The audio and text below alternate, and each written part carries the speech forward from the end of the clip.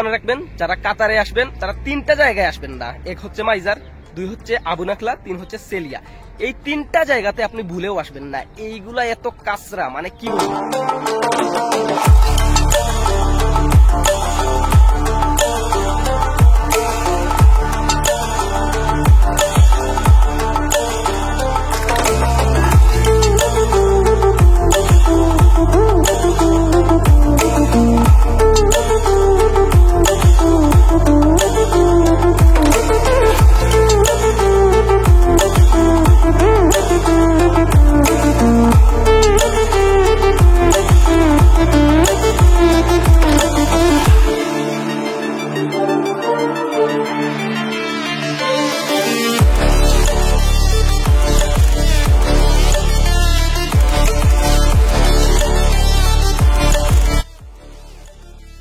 আসসালামু আলাইকুম, আমি বেলাল আছি আপনাদের সাথে। আপনারা দেখছেন ম্যাঙ্গো পাবলিক ইউটিউব চ্যানেল। আশা করি সবাই ভালো আছেন, সুস্থ আছেন, যে যেখান থেকে এই ভিডিওটা দেখছেন।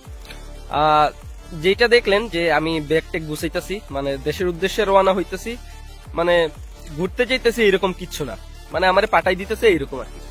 তো কেচারটা বাঁচছিল যে গতকালকে ওই বেতনের কথা বলছিলাম, বেতন সংক্রান্ত কথাবার্তা নিয়ে ওই ম্যাডামের সাথে একটা কথা কাটাকাটি হয়েছে। তখন একটা সময় বললো যে তুই চলে যা, তোরা লাগবে না, আইডি দে আর লাইসেন্সটা দে।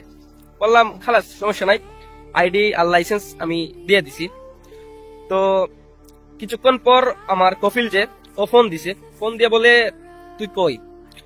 আমি বললাম আমি তো ব্যাগ টেক গুছাইতেছি, ওই আমি তো চলে যাব, তুই আমার এক কাজ কর, রাত্রের 12টা বা 2টা বাজে টিকিট থাকলে আমাকে 2টা বাজে টিকিট দিস। তো পরে ও বলতেছে আচ্ছা থাক তুই, আমি আসতেছি।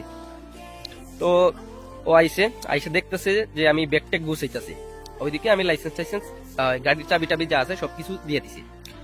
তো দেওয়ার পর মনে করেন যে ও আইসা বলতেছে যে আমারে দেখ, তুই তোর যা কিছু দরকার আছে তুই আমারে বলবি, ওই বেটিগুলোর লগে কোনো কথাবার্তা বলবি না, কারণ হেতে কর ওই কি বলে যে মগজ বা ঘিলু এগুলা নাই। তো হেতে আমারে উল্টা আইসি বুঝাইতেছে যে এইরকম তুই যা লাগে তুই আমারে বলবি, বেতনের কথা হইলে তুই আমারে বলবি। আসলে আমি যে তারে বলি নাই এমন না, তারে বলছি আমি, কিন্তু সে তো গুরুত্ব দেয় নাই, কারণ সে একদিন বাসায় থাকলে 10 দিন কাজে থাকে, তারে পাওয়াই যায় না। 1 মাস পরে তার সাথে দেখা হয়, তারে মেসেজ দিলেও কোনো গুরুত্ব দেয় না। তো আমি এইটা নিয়ে আর কি ওর সাথে কথা বলছিলাম যে বেতনের কথা, কিন্তু ও এত গুরুত্ব দেয় নাই। পরে তার বউরে বলছি, কিন্তু বউরে বলার পর সে আরো উল্টা গরম হয়ে গেছে, মানে কিল্লাই বেতন বাড়ানোর কিল্লাই লাগবো, সারা দুনিয়ার মানুষ এই বেতনে কাজ করতেছে, তোর কিল্লাই লাগবো। তো এইটা থেকে পরে আইসা বুঝাইতেছে যে তুই ব্যাগ থেকে এগুলা কাপড় চোপড় এগুলা বের করে রাখ, এটা আমি দেখতেছি, আর যে কিছু দরকার হইব আমারে বলবি। তো এইখানে যে জিনিসটা মনে করেন যে বুঝার জিনিস, যারা হাউস ড্রাইভিং এ আসবেন, স্পেশালি ধৈর্য শক্তি না থাকলে হাউস ড্রাইভিং এ আসার কোনো দরকার নাই। আর হাউস ড্রাইভিং এর মতন, মানে আমার এক্সপিরিয়েন্স থেকে বলতেছি, মানে এত বাজে একটা অভিজ্ঞতা, কি বলবো। আমার মনে হয় যে এই কাজ থেকে অন্যান্য যে কোনো হার্ডওয়ার্ক, আরো কঠিন কাজ খুব ভালো, অন্যান্য যে কোনো কাজ, মানে এইটার মতন এত বিরক্তিকর, এত ঝামেলা, মানে কি বলবো। যদি আমি ওইগুলা বলি তে মনে করবেন যে আপনারা এগুলা হয়, মানে খুবই বিরক্তিকর, মানে কি বলবো। মানে মাঝে মাঝে এত খারাপ মন থেকে গালি আসে, মানে বলার বাইরে।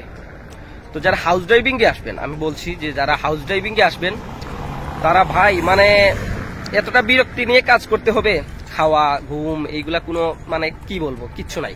তারপরেও যারা হাউস ড্রাইভিং এ আসবেন একটা কাজ করবেন, আপনারা যেটা করার, মনে করেন যে লাইসেন্স পাওয়ার পর লাইসেন্সের একটা পিডিএফ করে রাখবেন।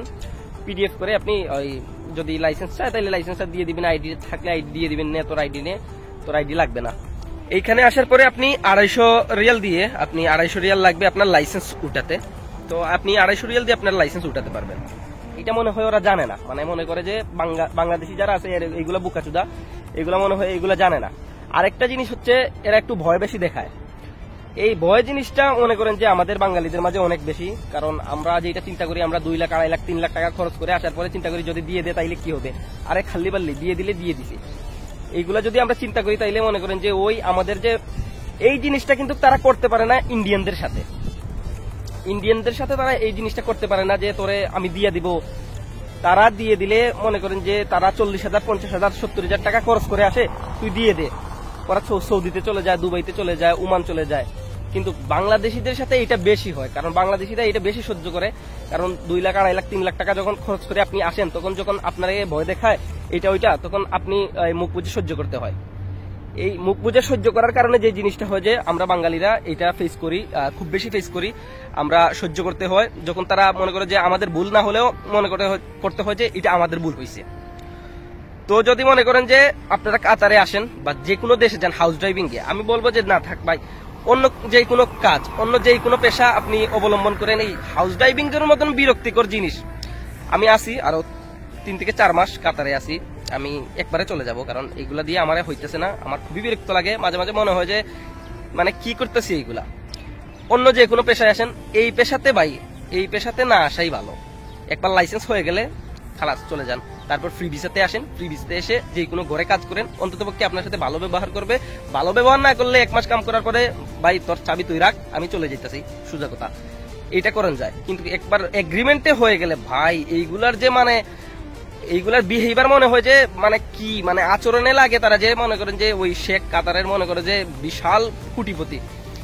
একটা জিনিস মনে রাখবেন, যারা কাতারে আসবেন তারা 3টা জায়গায় আসবেন না। 1 হচ্ছে মাইজার, 2 হচ্ছে আবু নাখলা, 3 হচ্ছে সেলিয়া। এই 3টা জায়গাতে আপনি ভুলেও আসবেন না। এইগুলা এত কাচরা, মানে কি বলবো, এইগুলার মতন কাচরা মনে হয় যে আর মনে করে যে মানে কাতারের ভিতরে নাই। এই 3টা জায়গাতে যদি আপনি আসেন, মানে আপনার লাইফ মনে করেন যে 99% গ্যারান্টি দিলাম যে আপনি ভালো কফিল পাবেন না, ভালো কাতারি পাবেন না। এইগুলা সব সৌদিয়ান উমানি, আপনার ইরানি, এইগুলা যদি থাকে মানে জীবন একটা মানে যে তেজপাতা বানাই দিব। এই 3টা জায়গায় ভুলেও আসবেন না। ভালো থাকবেন, সুস্থ থাকবেন, আর বাংলাদেশে আসলে অবশ্যই আমার কথা মনে করবেন। আমার আবার ভুলে যাই না তামিম ভাইয়ের মতন। আসসালামু আলাইকুম।